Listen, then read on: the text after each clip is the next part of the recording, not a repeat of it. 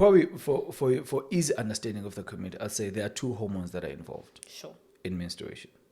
So one is the one that prepares the smallest eggs inside the ovary that will pop out of the ovary for the tubes to pick up and then bring it inside to wait for the sperm to come and fertilize. And that is the hormone we call estrogen. That's the first part that plays, that is there. Excuse me. The second one is now the progesterone.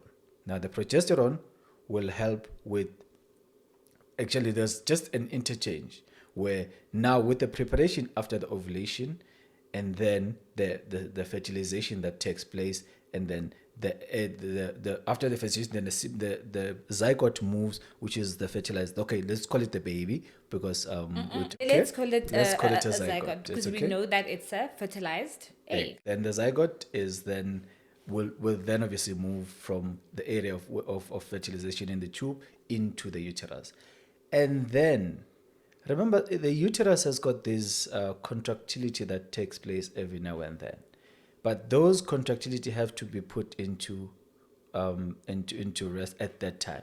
Hence, we call progesterone. It's what keeps the uterus in quiescent state. It basically allows it to relax, not have much movement, so that it can afford to stretch until the baby is the pregnancy is a term, and then the pregnancy the baby can be delivered after that.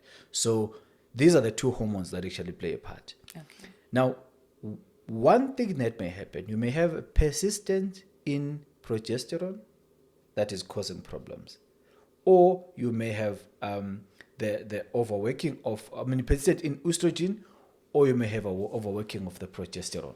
So that is where we actually extrapolate the use of contraceptives. So we then strike a balance with that to say this one works at this level, this one works at this level.